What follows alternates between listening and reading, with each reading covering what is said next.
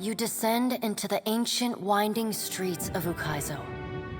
Battered by storms for thousands of years, the ruins bear the marks of their role as the lone witnesses of the god's great secret at the center of the city. The houses and boulevards are pierced by great spears of luminous Audra. There are no ashen bodies, no birds, no sign or sound of any life. But with every step, the rhythmic pounding in the distance draws nearer. Soon, you can feel the vibration traveling up your spine. As you approach the center of the city, the weathered architecture gives way to more luminous Audra, piercing the ruins, eventually overtaking them entirely. Cresting the top of a fallen tower, you finally get a clear view of Aethys. He stands, legs astride, next to a great stone monument ringed with 11 cavernous alcoves. All but 3 hold a gargantuan skeleton, bones scrubbed clean by the city's storms. An immense Anguithan machine floats above the monument, suspended by invisible energy emanating from a well of light beneath it. Great brass rings spin around a core of metal and Audra at the machine's center. Periodically, Aethys's massive arms swing back.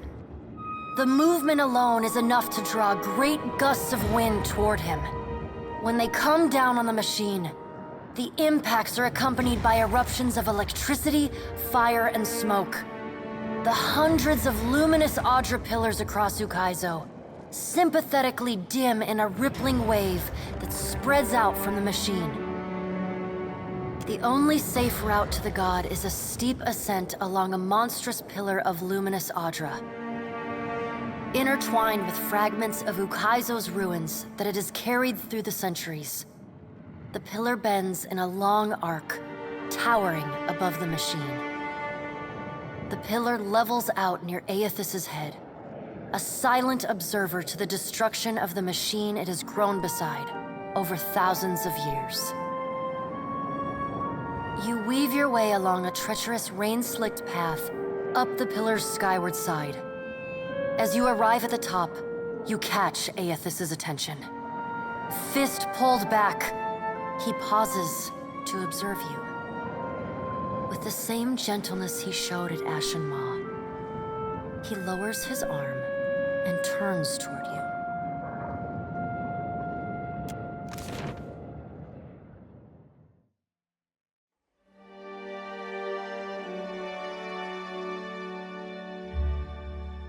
Strange to see Ukaizo in this way. It may be hard to picture, but this city was once full of life. The Hawana, yes, but also kith from many other cultures. Great hanging trees shadowed these boulevards. Gardens sprawled across the open rooftops. Each spring, a festival procession would wind its way from the hillside into this valley. The celebrants would pass through a steep walk among the stalls of foreign merchants, flowers falling upon them from all sides. All people of all nations, together in a celebration of new life. Such was the power and beauty of lost Ukaizo. If we don't fix this mess you're about to cause, the whole world is gonna look this bad. I mean, it's a mighty heavy load you're putting on our shoulders. I just hope we can carry it. As long as there are people like you in this world, Adair, I truly do. This power has always been in the grasp of mortals. Now you will finally be aware of it. Now you will be able to decide what to do with it. Gone, please, I'm begging you. What do I do following this? How am I to best serve those still living, to improve our future chances of survival? The Deadfire and the Eastern Reach are full of animancers, women and men with brilliant minds who can solve this great problem. They will also need people with brilliant souls, like you, Shodi. People who can tend to the spiritual needs of the world in a time of fear and desperation. Remember, the flame you bear is not only light, but warmth. Provide comfort to all who need it. I ain't never chatted up a god before. Feel like I should be asking something profound and philosophical. And yet, thing I'd be wanting to know, what be stopping the other gods from coming down and just setting this shit back straight? And then you breaking it again. This be our new tides, then, all up and down, over and over, till the sea drowns us all. A wise question, Seraphim. Have no doubt, some of the gods are already trying to figure out a way to fix this on their own. It is not beyond their capabilities. After all, we made these machines with the Huana many years ago. But it is not something they can do easily, not without mortal assistance. It will be for mortals to decide if they should receive it.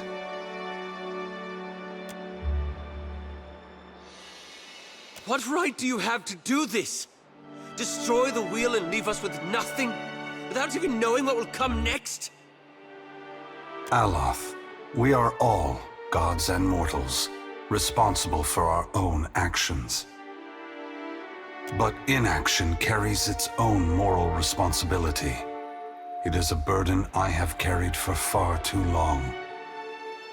One must always do as their conscience dictates, even if that means abdicating a position of power. The Navy thinks very highly of this place. Maybe I lack their imagination. What do you think, big guy? Are all the hopes and dreams of Rauatai here on Ukaizo? Is this city really the cornerstone of our future? Ukaizo's time has passed, Maya. It remains only as a symbol, but symbols can hold great power. If you wonder about the future of Rauatai, know that if there is any greatness in your people, it existed before you set foot in this ancient place. Ukaizo will not make Rauatai any greater or lesser than it already is. Only its people possess that power. But what of you, Watcher? Why have you followed me? Have you come to bear witness to the breaking of the wheel?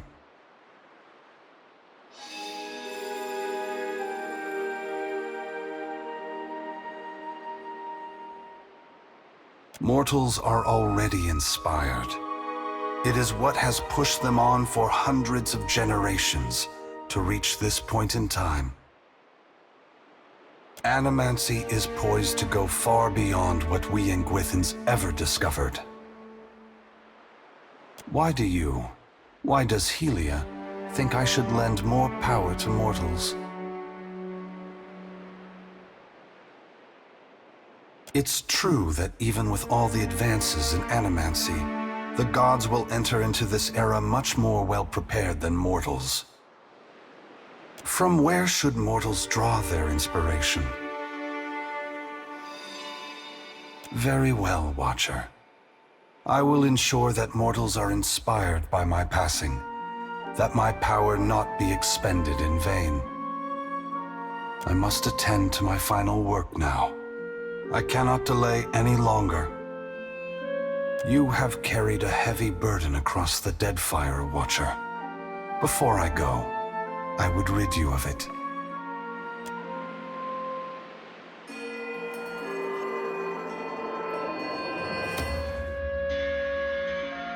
You are free now, as free as any of us can be. Many will come to you for help in the years ahead. Animancers, priests, even the gods themselves. I have great hope for you, but always remember that your future is for you to decide. Use your freedom well. Aethys squares himself to the machine. As you move to a safe distance, he draws his fists back and resumes his assault. The blows rain down with increased fervor, but the machine perseveres in spite of his efforts. Spreading his arms wide, Aethys draws power from the luminous Audra clustered around the valley. The energy courses through his body, limbs overflowing with intense light and waves of heat. He returns to his task, each strike bringing with it the sound of cracking stone and twisting metal, the flickering of luminous Audra across Ukaizo. As the ancient machine finally begins to succumb to his strength, so too does Aethys' body, built to withstand the passage of thousands of years. The great Audra statue has finally been pushed beyond its limits. Cracks appear along the hands, then race up the arms. Aethys does not slow his assault, but continues unabated. Its brass rings twisted, the machine spins erratically but withstands the relentless barrage. Aethys stands astride it and pummels the base of the machine. Soul energy begins to flare out from the machine's heart, warping the air with the intense heat. Aethys drives his right fist into the machine's center, the core of metal and Audra. The god lets out a deafening shout, something between a cry of anguish and a roar of exultation.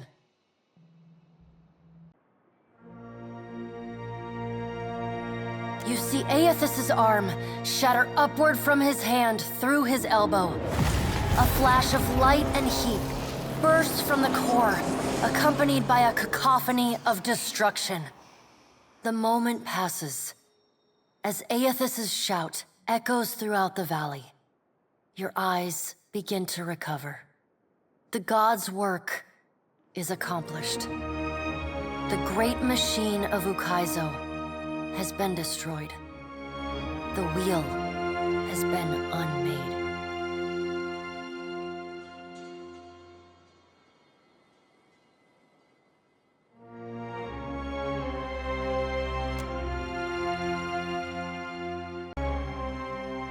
As Aethys' voice fades, the enormity of what you've accomplished sinks in. You have confronted a god. You have rediscovered the ancient city where the wheel was forged, and you have seen the wheel shattered. What comes next is uncertain, but already the legend spreads of the Watcher who survived Andra's mortar and stood toe-to-toe with Aethys. On your recommendation, Aethys disperses his essence, and that of the thousands of souls within him, to centers of knowledge and learning around the world. Animancers, engineers, wizards, and scholars of all stripes make astounding breakthroughs in understanding and harnessing the phenomena that govern Aora. While some of these developments prove beneficial to Kith, others are decidedly less so. But such is the price of innovation. What remains to be seen is how, indeed whether, they will restore the cycle Aethys has broken. As Rauatai's engineers had predicted, turning off the machine at Andra's spire calms not only the storms of Andra's mortar, but also those in Rauatai. For the first time, citizens of the mainland admire the beauty of sea and sky, without wondering when they will unleash destruction. The changes to Rauatai, however, extend far beyond the weather. Rauataians had long forged their identities around enduring hardship and laboring together. But over time, as their cities and crops flourish under sunny skies, they find they need one another less. Inevitably, some lament this softer, easier life. Others point to national self-reliance, to burgeoning industry, to families that did not have to send their kin abroad, as evidence that the new ways are vastly preferable to the old. Besides, Rauataians everywhere still share a purpose more urgent than any the world had ever known: reforging the cycle of reincarnation. The changes to Deadfire are just as significant. The Ranganui declares the archipelago an extension of his empire, and his administrators waste no time in making that true in deed, as well as in word. Rawatayan gunships patrol Deadfire, hunting down pirates and smugglers, including the remaining Principe. After their defeat at Andra's Mortar, the pirate nation stands no chance against the organized might of Rawatai. As Rawatayan farmers, merchants, and laborers move to the archipelago, there is little room and less patience for the Valian Trading Company. The Ranganui soon forces the Valian Trading Company to surrender its holdings in Deadfire, straining relations with the republics. Rawatai knits its new archipelago together with all the tools of government and infrastructure. New ports spring up across Deadfire, guarded with sturdy Rawatayan bronze and run with dispassionate Rawatayan efficiency. Most Juana remain, even as their homeland changes around them. Their huts and lodges are cleared to make way for towns of stone and brick. The walls that are built to protect them also cut them off from the freedom of the open sea. Those Juana who trade caste and prize share for Rawatayan unity and striving prosper. Others mourn the passing of their queen and see the end of their way of life as a precursor of the doom of Aora. The mysterious deaths of Governor Clario and Storm Speaker Ikawa provoke hostilities between the Valian settlers and the Huawan residents. What starts with angry words escalates to retaliatory killings as each side blames the other. By the time anyone bothers to question the strange coincidences surrounding their deaths, including reports of a cloaked Omawi woman seen in both the port and the village, both sides have gone too far to turn back. The chaos makes it easy for a small Rawatayan contingent to swoop in and establish control over the island. Within days, they eject the remaining Valians and pacify the Juana. Port Marge becomes a valuable outpost, and one that allows Rawatai easy control over the southern end of Deadfire. It is, by all accounts, a smooth and exceedingly well-run operation. As the balance of power changes in Deadfire, so too does Nekataka transform. While Hazanui Karu directs her fleet from Ukaizo, Atsura stays behind to manage Nekataka. Under his oversight, sturdy walls and artillery batteries rise to protect the city. Ships bearing settlers from Rawatai and staple goods from the archipelago churn the waters of Queensbirth. And despite the vacancies at Kahanga Palace, Atsura retains his simple quarters in the Brass Citadel. The Royal Deadfire Company evacuates and raises the gullet, hoping to lift the Raparu out of squalor and eradicate the criminal elements. They certainly rid Nekataka of an eyesore, though the larger problems of crime and poverty prove harder to solve. The loss of Skiarilifus's essence weakens the Water Shapers Guild. Their power wanes and their influence fades.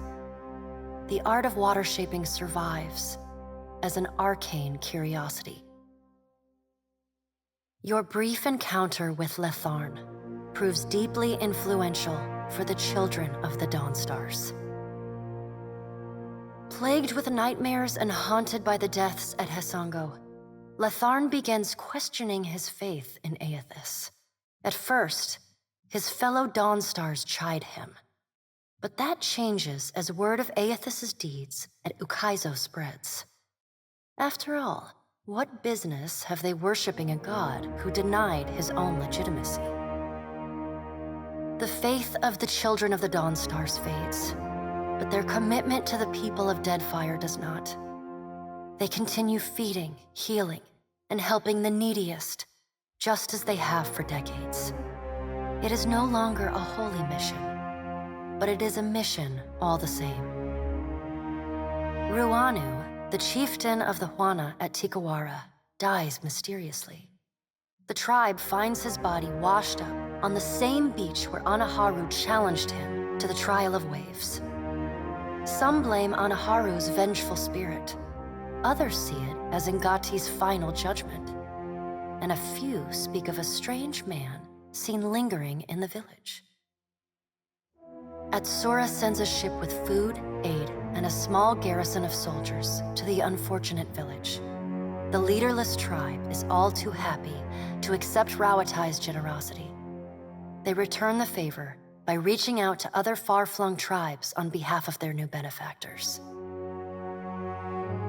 The dragon, Neraskirlas, no longer passes between Aora and the White Void, and the dead flow slowly breaks apart, exposing the temple long frozen within.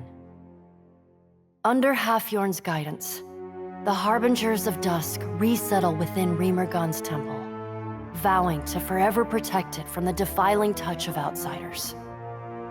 Over time, the group becomes increasingly reclusive and fanatical, attacking any who dare approach their holy site. In besting the Beast of Winter, you earned the Death God's mercy rather than his enmity. The deity remains characteristically unforthcoming about his decision, and you're left to wonder whether in doing battle with him in the White Void, you somehow furthered his apocalyptic ambitions. Once repaired, the Adra at the primal island of Kazuwari again pulses with the flow of soul essence between the here and the beyond.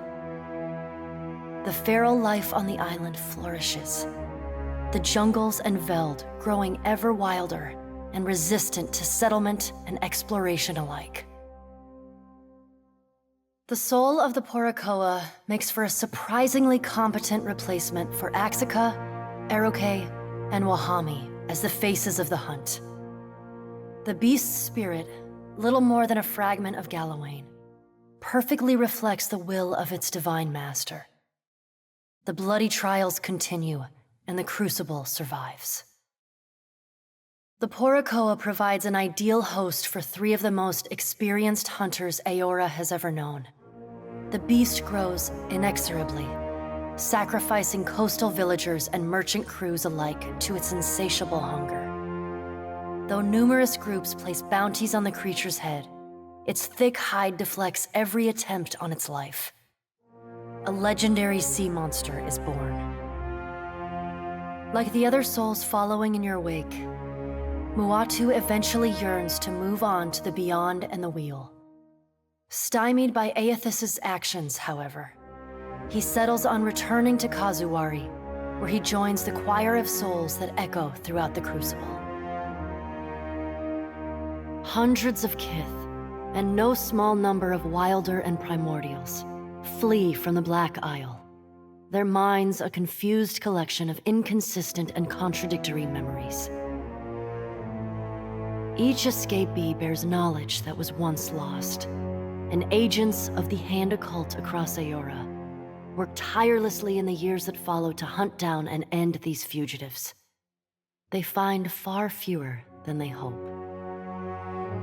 Encouraged by her arcane successes, Bakarna returns to her observatory to continue her studies of the celestial spheres. In time, her colleagues in the Circle of Archmagi come to accept her among their number. She takes on apprentices, and they trumpet her praises as both a brilliant innovator and nurturing pedagogue.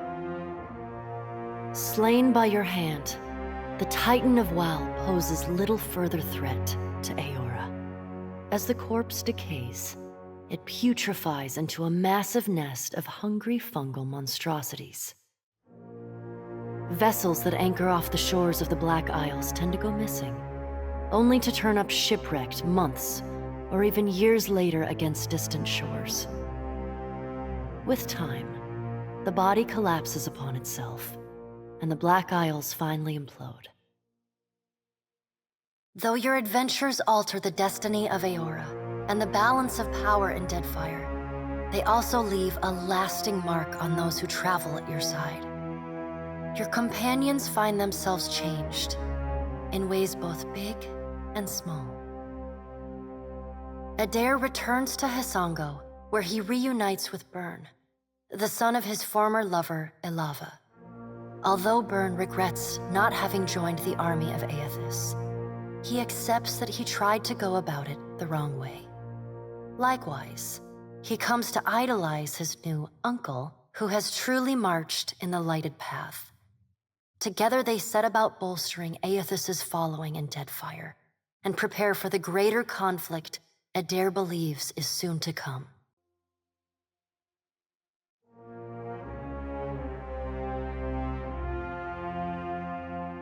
Shodi is not a priestess who understands the meaning of subtlety. As such, she makes her girlish crush on Adair painfully obvious from the moment she first sets eyes on the strapping fighter. Early in your travels, Adair appears discomforted by her persistent flirting. He often grimaces when she sidles up to him, and he takes endless pains to keep their conversations terse and to the point. But after a little smoothing on your part to nudge them in the right direction, Adair makes an effort to view Shodi with an open mind. And Shodi begins teasing the veteran fighter in a more companionable and less amorous manner. After saving each other's hides a couple times and sharing more than a few laughs, the two form an easy, and you suspect, lifelong friendship. Seemingly lit with an inner glow, Shodi takes to a new life of mission work with gusto. She still is committed to shepherding souls forgone, but having realigned her goals with that of her fellow Dawnstars, she now endeavors to help the living as much as the dead. As you travel the Deadfire, you find her sleeping better and laughing more often. When the time comes for her to return to her temple in Neketaka, it's with a clear wistfulness and much lip-biting on her part. She leaves you with her sickle and a hastily scrawled note. It reads, "A keepsake from a path once walked. Remember me, Watcher, for I will forever dream of you."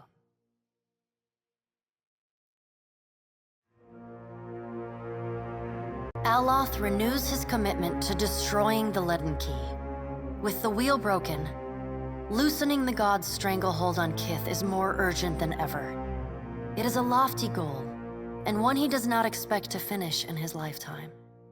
But if there's one thing he's learned from the Watcher, it's that a single person can change the world. You let Romaro go, and the former pirate ostensibly set sail for the trade lanes of the Eastern Reach, the Edier Empire, Old Valia, and the Republics. For the remainder of your time together, Seraphin seems, if not exactly happy, at least contented with the outcome of your confrontation with his former mentor at Sayuka. When he leaves, he does so with little fanfare. Nothing but a roughly scrawled note slipped under your door. "Be seeing you, Cap." You hear of Seraphin from time to time, in rumors and sea tales. He prowls the Deadfire, a brutally efficient killer, never long for any ship and never close to any crew. After reporting back to her superiors for the Watcher's actions against the Valian Trading Company, Pallegina is rewarded with reassignment home to the Valian Republics. She spends the next several years as the head of the household guard for the Duke of Ancense. In this role, she is often lauded for her courage and loyalty. Even with all of the praise, there's still times when she cannot help but feel she could have had more influence on what transpired in the Deadfire. Pallegina renews her relationship with Giacomo, corresponding with him regularly, and even meeting with the old Animancer once or twice a year. Though she does not understand the intricate details of his research, she reads his letters and responds with great enthusiasm. Her brothers, and even the dukes themselves, note that Pallegina's demeanor is always warmer on the days when she receives a letter. Rumors even spread that some of the brothers have seen her smile. Pleased with the Navy's conduct throughout the Deadfire campaign, Maya returns to active duty. She can find a free drink and a sharp salute anywhere she goes in Rawatayan territory. In recognition of her performance, the Navy attempts to give Maya less strenuous work. She flatly refuses, throwing herself into the fray whenever she can. Her rifle never has time to cool. Though Maya's covert assignment in the Deadfire is considered a success, few claim knowledge of it or openly congratulate her. She receives no praise beyond knowing glances or the occasional raised tankard from her countrymen. She never responds. Maya's part in the conquest of Ukaizo brings fame and fortune to the Rua family. Officers salute her in passing, and a row of medals decorate the breast of her uniform. Her parents and siblings are paraded between the great houses of Rawatai for nightly dinners and celebrations. She has a hero's welcome in her future. Though she has a lot on her mind, she still makes time to visit, even if it's just to share a few pleasant words and a subtle wink. You don't often travel together, but it's clear that what you built in your time as shipmates is alive and well. She looks forward to seeing her brother again. So does Ashiza. Takehu distances himself from the problems of the Deadfire, giving the tribes a reprieve from godlike omens. Ngati's silence speaks volumes. The Huana grow to rely on each other, paving a new way forward divorced from their traditions. Soon after his departure from Nekataka, sailors report of mountainous water sculptures rising from the open sea, entrancing and salacious. These works are celebrated everywhere, from the brothel to the palace, though the identity of the artist remains an open question. Your farewell is short and cordial. Nothing further needs to be said, and you wish each other well. Takehu does not look back. The sea feels restless in his absence. Your pursuit of Aethys and your journey to Ukaizo signal the end of forces that have shaped the lives of Kith and the course of nations. The cycle of reincarnation has been broken. The storms of Andra's mortar have calmed. Yet each ending promises a new beginning. As the sun rises over Ukaizo, Kith turn their gaze eastward, wondering at what lies beyond, and at the world they will fashion for themselves. As the Watcher of Cadnua and the former Herald of Bareth, you return to your ship and begin the long journey home. You hope for calm weather.